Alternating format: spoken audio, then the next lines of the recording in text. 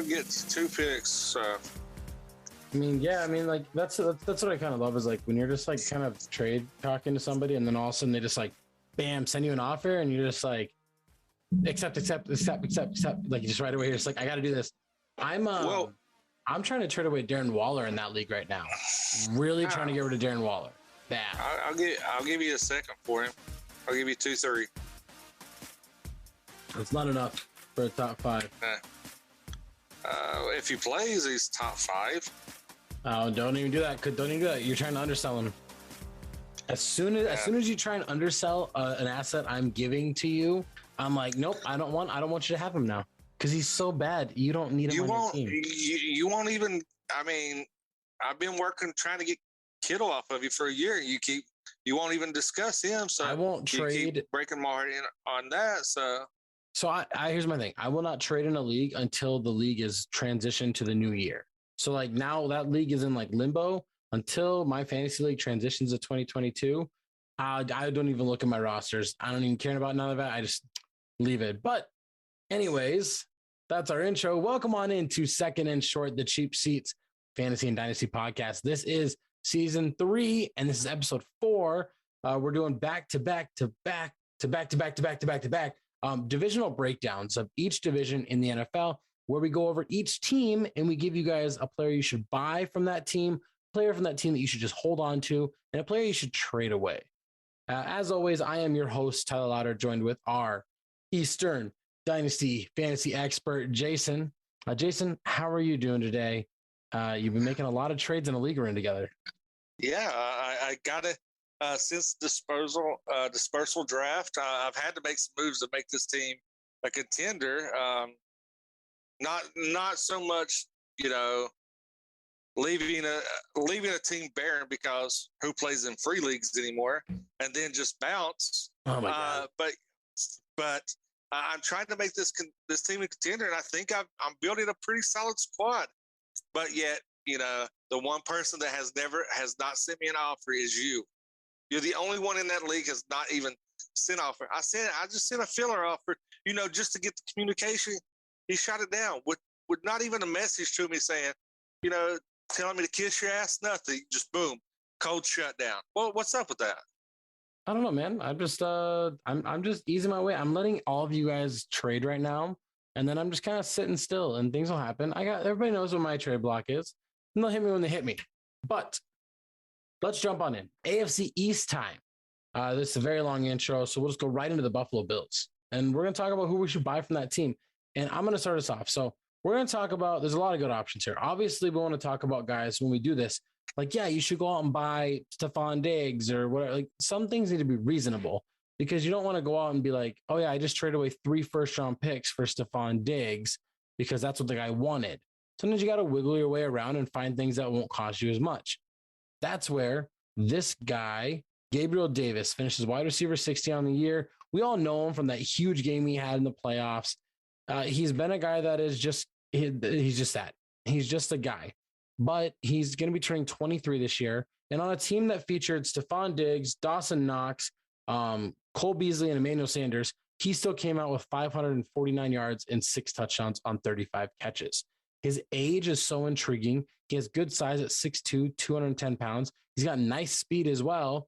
Josh Allen likes this guy. I believe he can be had for a high 3rd, maybe late 2nd round pick in this draft, which is something I'd be willing to get rid of. In a package that I can get somebody like Gabe Davis to give me some depth. You said he had 35 receptions? 35 receptions.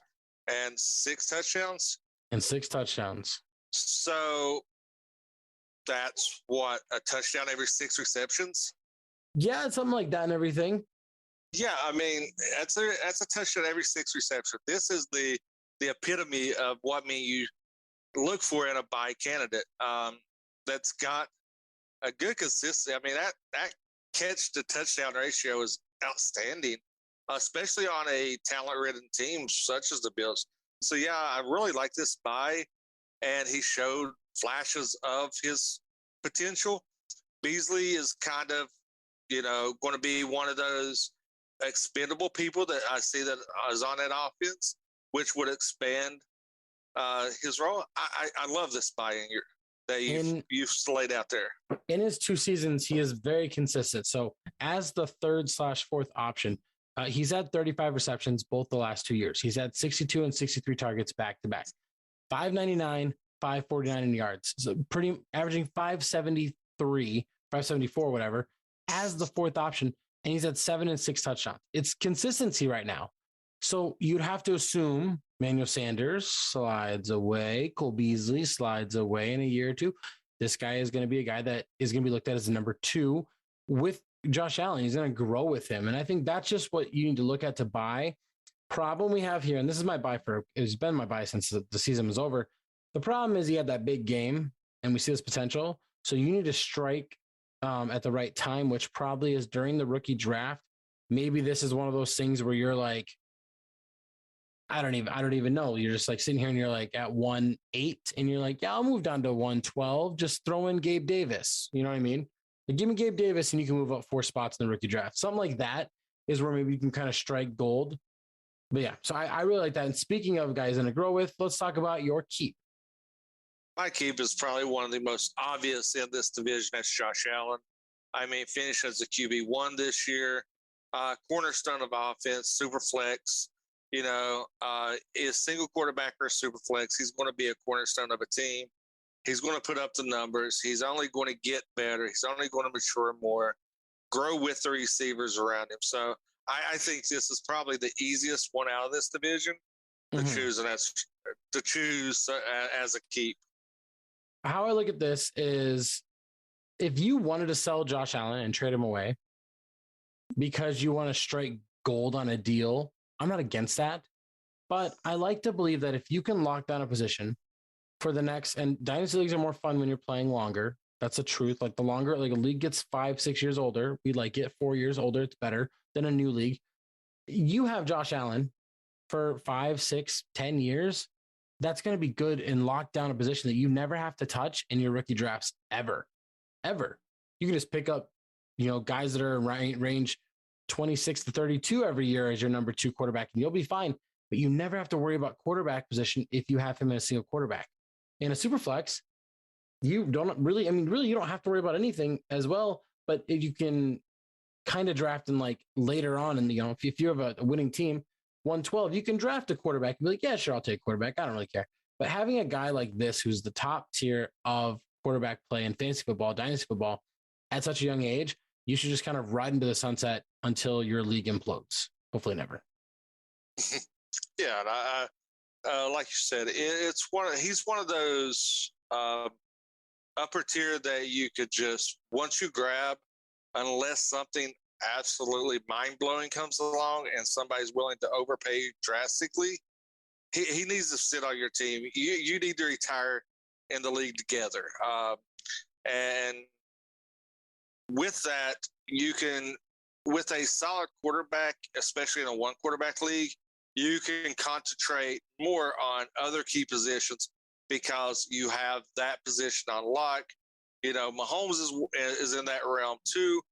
And I mean, those two are in a league of their own, in my opinion, that you could lock down and totally build around your other key positions unless somebody's going to drastically overpay. Yeah, I agree. Now let's talk about somebody that you should trade away. This was my pick. This is Dawson Knox. Now, this is a very hard situation to pick on who we should trade because I don't think Sanders or Beasley are guys that you're really going to get anything for because they're too old. Singletary, I don't think he gets looked at as a guy that's going to give you good enough value based on what I hear what you're discussing in a trade form right now. I feel like if you're trading him away and that's all you're getting, I'm not happy with that. But good on you if you can pull off that deal, by the way. But for me, Dawson Knox makes a little bit of sense. So in his 15 games this year, only 7 games, he had 5 or more targets, which is, whatever. They have a lot of options, but still, if he's going to be a reliable guy, he also had 9 touchdowns this year, which is a heavy number. And I'm not sure if this is something that can sustain. Like he was looked at as like literally, there was a string of games where he was just hitting touchdown. And if we go back to his first 2 years in the NFL, granted, tight ends by year 3 is a development phrase. We know who they are, but he had 2 and 3 touchdowns respectively. So like the only thing that really happened here is his receptions kind of doubled and his touchdowns ended up tripling. I don't think that's production that you're going to guarantee to see all the time. I think he's a hot commodity at this point where you can trade him over, and I think that's pretty good. If you can get a good value for him, you can maybe flip him for a draft pick. A late first would be a push, but if you could pull that, good for you. A couple seconds would not be bad. It's hard to say trade this guy away because he's young and because he had such a high finish. But I just think I don't trust guys that get high touchdowns when they normally don't do that every year. And again, I'm kind of reaching here because this entire Buffalo Bills team, you could honestly keep or buy, and I'd be okay with it. They're that good. My issue with Knox's touchdowns is you got Josh Allen, who is capable of scrambling, and a lot of tight ends are looked at in the red zone. Inside the 10, I'm going to say that Allen is capable of doing a naked bootleg, running it in, scoring on a rushing rather than looking for your tight end. I think this season is an outlier for Knox. I think he's going to regress touchdowns. I think he's going to go back down into that 4 touchdown range next year. So right now, strike while the iron's hot, find a tight end needy team, and try to get a late first, like you said, maybe an upper tier second and maybe a future second. Yeah. If you can, strike while the iron's hot with this trade. Simple as that. Yeah, and talk him up because look, we talk about this all the time. You know, always if you're trading somebody away, point out his first 2 years in the league, his touchdowns. But look, once he got that third year, you've seen look at this exponential growth. And always sell if you're selling somebody. Sell your players when you're selling your players. Yeah, always talk them up. Always accent their attributes and show the progression. That's how you win trades. Unless you get somebody that's an asshole that like Ty, and once you talk somebody up, he doesn't want to talk about trades anymore. It's the opposite. As soon as you talk somebody down, I don't. But let's keep moving because we're slowing ourselves down here. Let's talk about Miami Dolphins. There's not a lot of great things about this Miami Dolphins team, but there's some highlights here and everything. You would love to buy Jalen Waddle. We're going to spoiler everything. We'll kind of jump. I'd love to buy Jalen Waddle, but I think we're at the point he did so well, played so magnificent that his value is too high to actually buy at a reasonable price. So who can you buy for a reasonable price? We're going to stay on the tight end discussion. I'm going to go Gesicki. I think he's a tight end that you can get for a fair price, and that's going to contribute. He's going to give you some great weeks. He's going to give you some duds.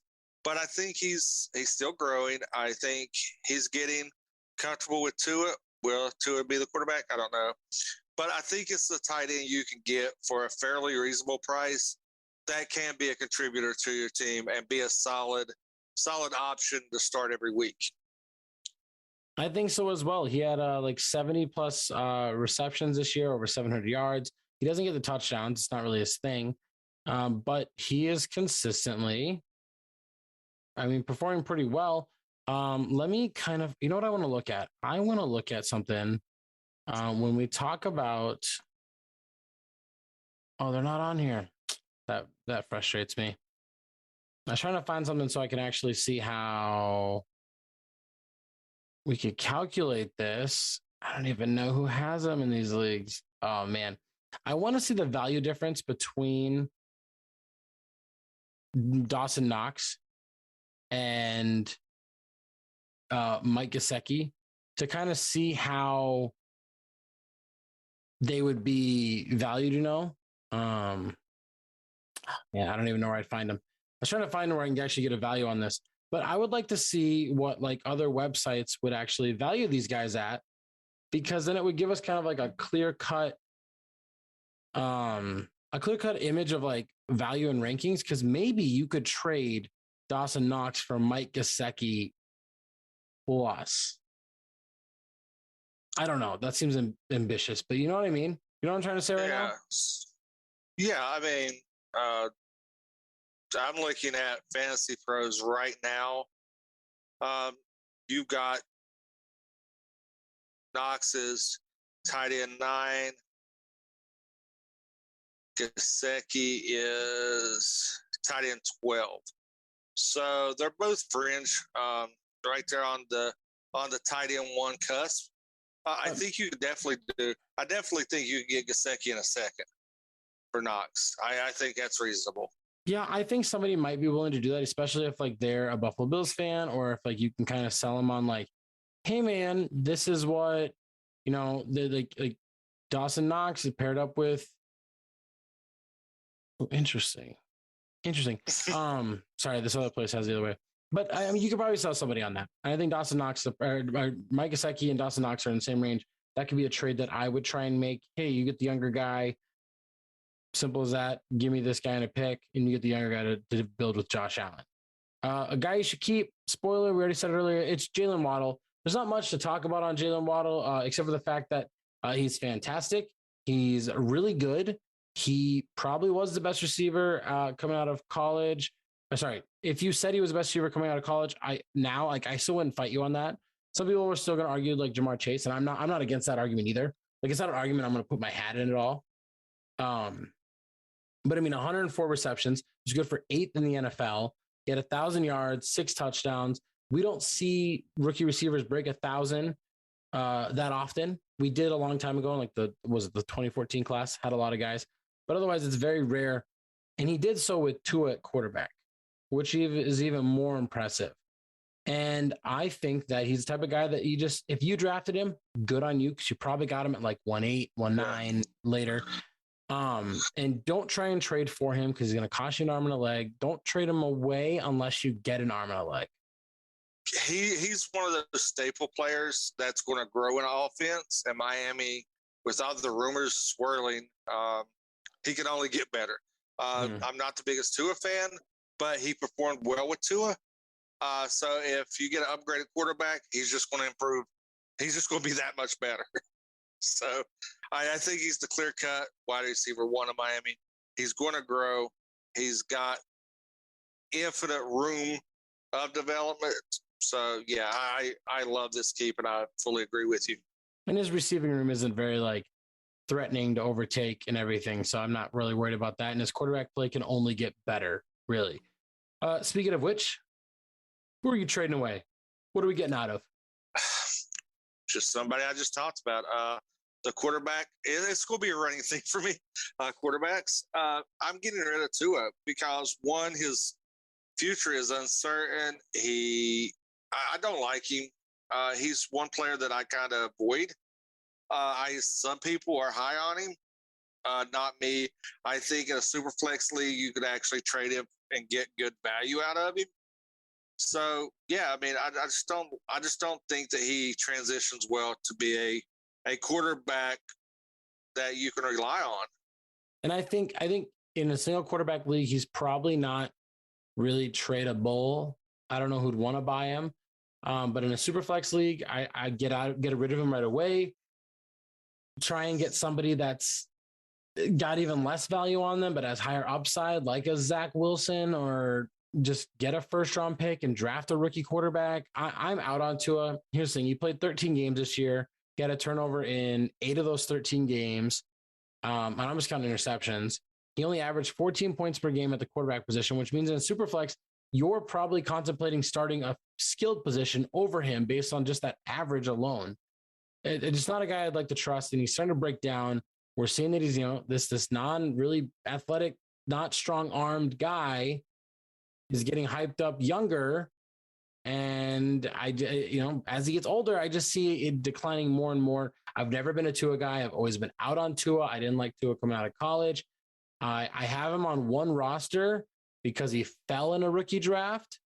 And as soon as I drafted him, I was like, I'm going to try and trade him. And I couldn't get any value that I thought I wanted from him to make sense for that. So, yeah, I agree with this. Get rid of him if you can get a first round pick for him, do it. If you can get a lesser quarterback with a higher upside, I'm trying to think of who that would be. I said Zach Wilson. I feel like people are really on Zach Wilson right now. Let's see. Zach Wilson's a good one. I think Baker Mayfield. I don't know. I think Baker. Justin Fields would be a good one. Justin Fields, if you can get somebody to bite on that. Jimmy G, if you can kind of like swing a pick in there, maybe you can convince the Carson Wentz guy or Tannehill guy. You know what I mean? Like, I want to throw a name out there that, you know, I'd be willing to package Tua with something if I could get. That's Derek Carr. I think, you know, that's in the same realm. You're going to because people's going to go on name value, and they're going to want Tua over Carr. But Carr's been consistent in a Raiders offense that hasn't been that consistent. So I think if you get Derek Carr with a Tua trade, that's somebody I would target. Yeah, I'd be fine with that, and I think that's pretty fair as well. Now let's move to the New England Patriots, and we're going to talk about a guy that I want to buy from that team, and this is very unconventional for me because I don't think you should buy running backs really when they're younger, just because like they cost too much. But if you can buy a guy that probably doesn't cost too much, I think that is soon to be 25-year-old Damian Harris. 202 touches. He had 929 yards, 10th in the NFL. He had 15 touchdowns. His touchdown production is not what I'm worried about at all. The fact that his touches increased and his yards per touch stayed over 4, that's what I care about. He saw 15 receptions, 21 targets. Don't care about that. But he's seeing lots of touches on a team that is not going to trust Mack Jones to sling the rock 50 times a game like they would Tom Brady. And here's the biggest thing about this, and we're going to talk about him later, is that everybody's talking about Stevenson as like that electric back. We want him. He's the next big thing. I think Harris is going to prove to be a starting caliber running back for the Patriots, and Stevenson's going to be a support guy.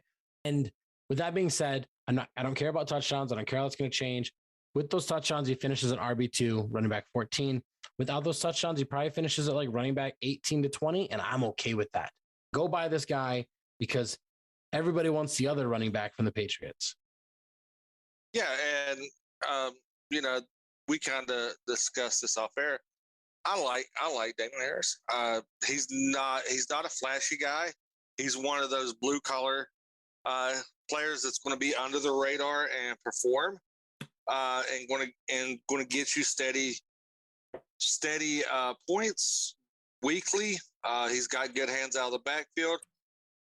Yeah, I mean he's a very, very good buy candidate, especially when we go into Stevenson a little bit later, because everybody's high on him. So they're downplaying Harris. So he's a player that you can target and be comfortable with getting.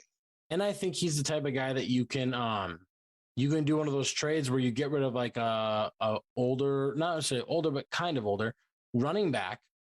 That I don't know. I'm trying to think of a guy like Aaron Jones. You could probably swing Aaron Jones for Damian Harris in like 1.7, 1.8. Like, if you get 1.7 in that deal, jump all over it. I don't think that somebody's going to go that high.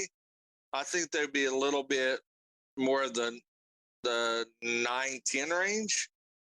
But I mean, you know, depending on how you value that, 7 or 9 could be real close.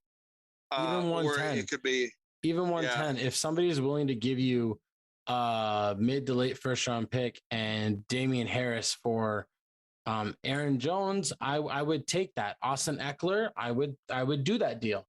I think those are the types of deals that if you can get somebody that they're a contender and they want a better player to trust, you can probably swing a deal like that, because Damian Harris isn't looked at as like an RB2. He's still not. Like right now, if you like Damian Harris, go into one of your leagues right now and send a trade offer of Damian Harris and just try and get him and just ask somebody, hey, what do you want for Damian Harris? And I guarantee it's going to be lower than what you think it will be. But let's move on. Let's talk about your keep, and it's Mack Jones. You're talking about another quarterback. This is your third division in a row, 3 quarterbacks. Spoiler, he's going to talk about 4 quarterbacks. So let's go and talk about Mack Jones and why you want to keep him. Um, the reason why I want to keep him is because the Patriots don't have really a lot of skill positions that you can hold on to that you're going to look for. Jones had a lot of up and down, you know, growing pains and everything. He's in that offense. But I think the Belichick system will be put to the test after this year with the Josh McDaniels leaving. So you're going to see that test, but he's young. I'm going strictly on age, strictly on upside. For a quarterback that is growing, the team's not that old. A lot of Belichick is putting people in places to win. So he's going to go back to the formula. I don't think this is going to be a payoff in this year. I think this is a 2-year payoff. You're going to hold him for 2 years, and then he's going to have. I think he's going to have an uptick this year. He's going to make it to that QB, a solid upper tier QB2, and then next year, next off season, is when you want to start looking if you're going to sell him. Start looking around because that's going to be probably his peak value before you start seeing where he's really going to end up. Yeah, and on an offense that is going to be in successful positions because they have a good defense, an offense is going to be able to score points in Superflex leagues. He's going to be valuable to you in single quarterback leagues. It's one of those hold and hope. I'm going to tell you right now, I'm trying to trade away Mack Jones in one of our leagues that we're in together because I have this thing where I draft a guy and I try and trade them before they even start their second year. I've already done it with Najee Harris, Jalen Waddle, another conversation for another day. And Mack Jones is my third rookie for this past draft. And I have paired him with 2 mid-first round picks, and I cannot get any quarterback in the top 5, not even close. And so I need his value to kind of increase, which seems kind of crazy, right? But I don't know. People are so down on this rookie class, which I still don't get. But I think you need to keep him a little more, let him grow. Like you don't just because it started to bloom and it's spring doesn't mean you need to pick the flower right away. Let it grow a little bit more. You'll have some, in a couple of days, it'll look a little better. For us, Dynasty, in a year, it'll look a lot better. Now, a guy we're going to sell, Randray Stevenson, the other running back, the one that everybody loves, the flashy guy, the new rookie, the guy that's going to be better than everybody else. Like we've seen time and time again. He's so flashy. People love him so much that they are really wanting him. You're trying to trade him away in a league because some guy really wants him. And I think get rid of him now because you probably drafted him. Rookie drafts, ADP. I don't know. Probably in 12-team format, probably like 3-5, like 210 to like 3-5 range is where he was drafted, right? I got him. I seen him go in all mine. I seen him go as high as 2.2 and as low as 2.8 in my rookies this past year. So he was always a high second round pick for you. Okay. Right. Okay. And in my leagues, I do not believe he was. Again, I could be wrong, but I doubt I'm wrong. I'm not. I don't know. Hang on. Let me see. Let's go in my longest leagues. He was drafted. Ooh. Oh my goodness. Now this includes defensive players, but he went at 313 in this league. So 313. Now I'm gonna keep looking at more leagues while we're doing this. I just think that based on where he was drafted, you probably can get a high second round pick for him, which I think is a fair value for a guy that is probably going to be more hype than anything else. In a league that we are in together, our Sunday league, he went at 3-1. So if you get him for a second, now you've kind of just grown more from there. And I think he's a guy that can be paired with a pick as well to improve your pick's draft status. Here's the thing. We can't trust all these guys in New England, but I'm going to put my trust in Harris, and I'm going to put my trust in the value that Stevenson's putting out right now to gain me something better down the line. Simple as that. No, I don't think there's any more else to say. No, I think we've pretty much covered it. Yeah, we talked about them both. Now, let's talk about the New York Jets. I'm going to continue right now because I have a guy that I really want to buy. Simple as that. He finished as a wide receiver 44. That's Braxton Berrios. And he's going to be a free agent this year, I believe. I think so. I'm trying to. What are we? Yeah, I I think he is. This was year 3, but here's my thing: 46 receptions, 431 yards, 2 touchdowns. Doesn't look that great. I get it. He gets some receptions in there, gets some returns. The Jets were pretty bad. This is a very hard one for us to talk about. And if there's a guy you're going to buy that I think this is me really trying to predict. I hate fucking doing this with slot receivers and white guys and everything. But if you can predict Danny Amendola before he's Danny Amendola, you do it. And that's my prediction here. This is me predicting him to, before Ted Ginn goes to Carolina and has a 10 touchdown, 800 yard season. Before he has a better season, that's now. I just have this feeling that he's going to go to some team, be their number 3 option, and he's going to look stellar, and his value is going to kind of go up, and you can go get him for a 3rd round pick right now, which is nothing at all. 3rds and 4ths in non-defensive leagues are, in my opinion, throwaways. I don't want them. They're a waste of space. I'd rather have a guy right here that has some production, that a quarterback kind of likes, that I think is going to have this upside. It's a risk I'm willing to take. It's not even a risk. It's just the reward I'm willing to reap at no risk, pretty much.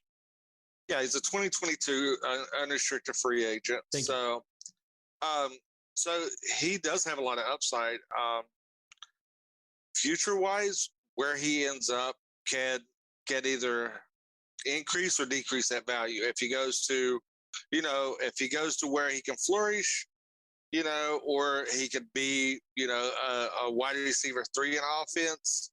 But what also he takes on is he gets special team yards. He has sneaky speed. If he gets past that first line, he could break one on a punt or a kick return, because he's got a nice footwork where he can get out to the open field and make people miss, get on those one-on-one situations, and take advantage of it and be off to the races.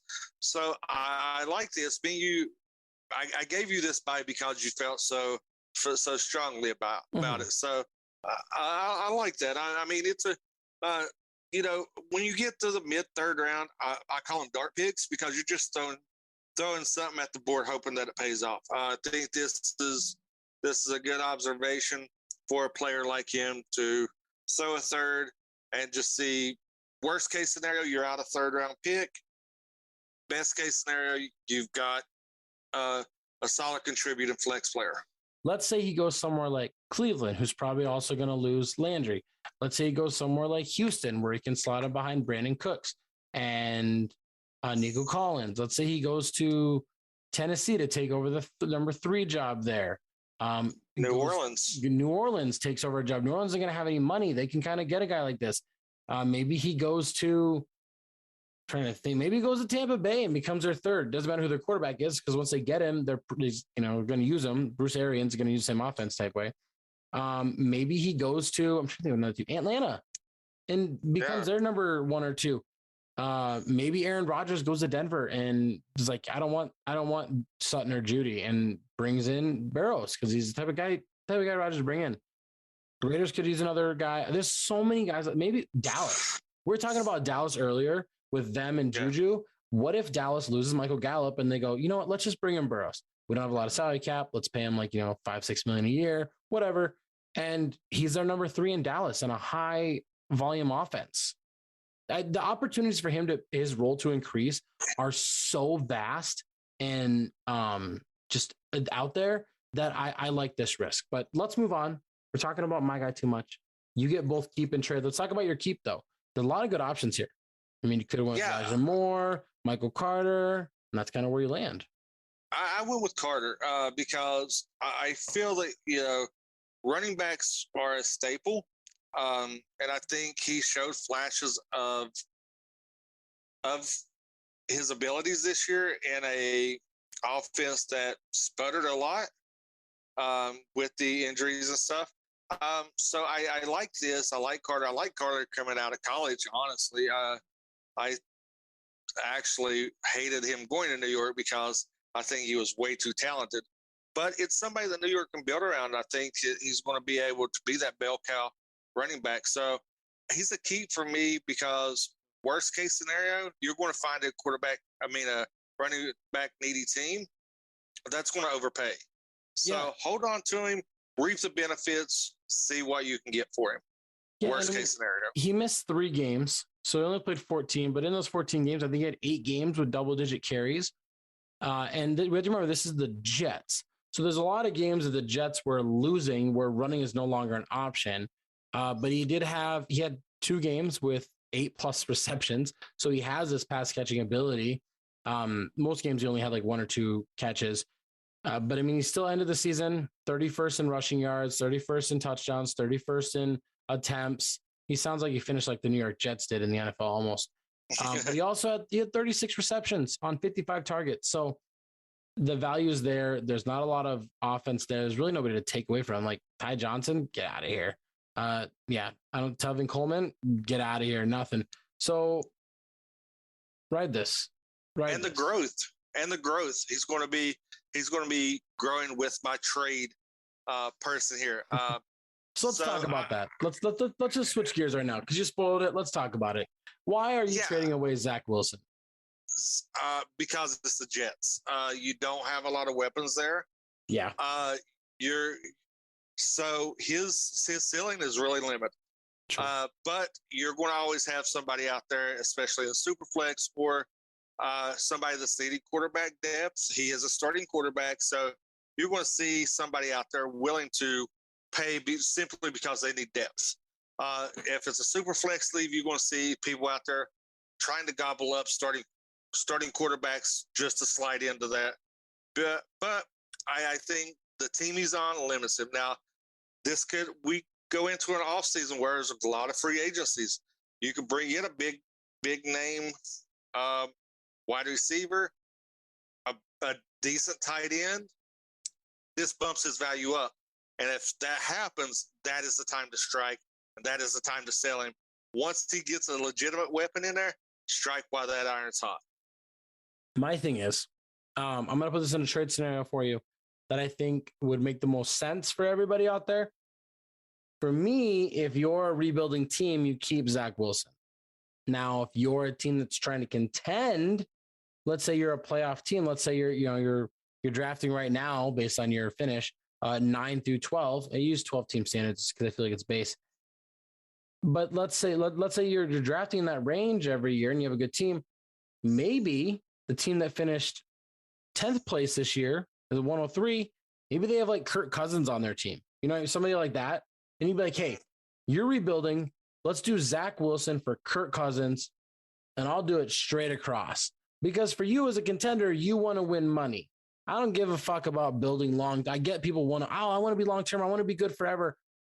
If you win money in your league, let's say it's a $50 buy-in and you come home with $300. That means the next 6 years in that league are already paid for. That's how I think. So who cares if you have a long-term league? You're playing for free for the next 6 years. That's how I think in fantasy. And I don't think a lot of people do that. And I think that more people should do that because it would make you feel better once you win, or it would kind of change your goals of what you're doing. But I'd rather have a guy that is going to give me points now if I'm a contender. But if I have Zach Wilson and I'm a bad team, I'm going to hold him. So I think your trade is very specific in my eyes. Yeah, you got to find the right trade partner. And also you got to look at this. Let's use your Kirk Cousins. You could sell Zach Wilson, get Kirk Cousins because you could sell is Kirk? Where's Cousins going to be? Do you want somebody a staple, or do you want the iffy? Kirk Cousins goes to Houston. Who would you rather have? Cousins. I like Houston as a team and a destination. I think there's so much promise there, but I see what you're saying. Yeah.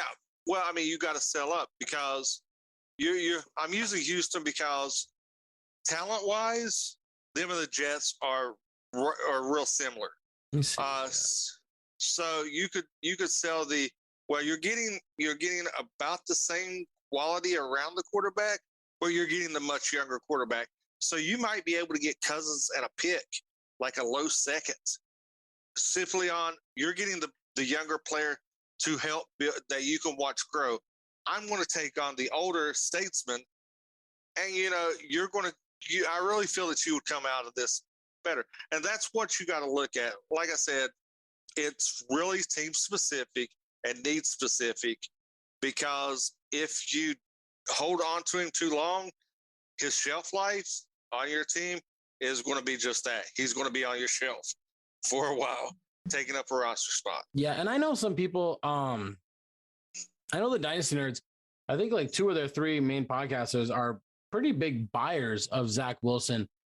I think they see something I don't. I've been down on Zach Wilson since he came out of the draft.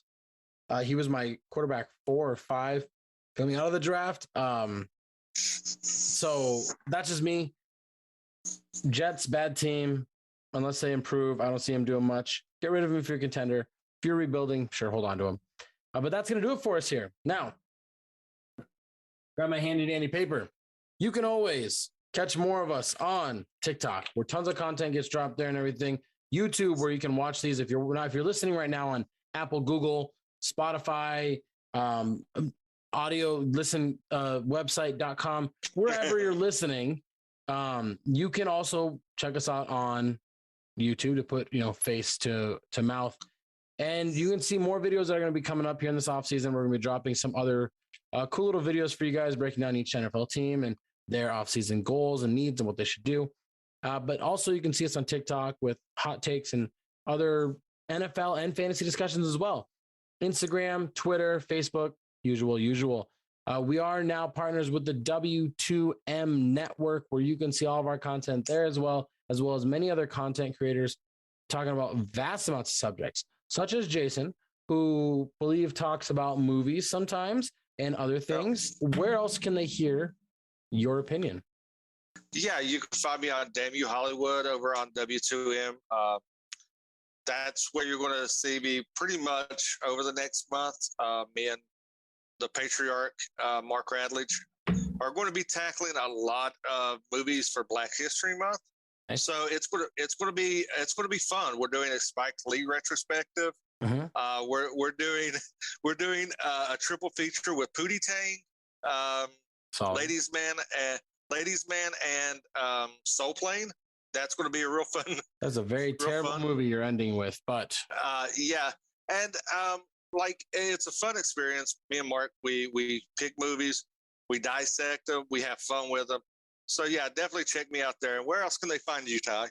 Well, if you guys want to hear me talk about a reality TV show over on MTV, I talk about Love War Challenges. Is an MTV The Challenge, is the name of the show. Podcast talks about everything in and out of the podcast, Twitter, Facebook, stuff like that and everything. TikTok is really big for us there as well. In YouTube, we drop top 10 videos of various things. So if you're into Survivor and you're into Big Brother, but you want to watch something that's better than both of those, The Challenge is for you, and I cover it. You can hear me there. But with all that being said, that is our coverage of the AFC East and everything around us as well. Be ready to come back next week as episode 5. We switch back over to the NFC and we talk about another division over there. I'm guessing NFC South. I don't know. Okay. We'll find out. And also, if you're listening to this and you have a startup league that's ready to go, shoot me and Ty a message. We definitely want to get involved in a startup league together. So definitely shoot us a message. Our social media is at the bottom of the page. Shoot us a DM. We would happy to be joining your league if you're doing a startup. For one team, we are going to co-op a team. You're not going to fill 2 orphans. We don't want orphans. We want startup, something new. We want to draft together. Yeah, we're going to manage a team together. And you know what? If this fails and we don't get it, I'm just going to have to start reaching out to content creators and we're just going to have to do our own league. This is what we're going to have to do. But we want to join your league and see what we can do. And now with all that being said, we'll see you guys next week. Enjoy this time away from football. Just kidding. Go watch the Pro Bowl, watch Senior Bowl, get ready for for your rookie draft. Senior Bowl is very important. But with that all being said, we'll see you guys next week.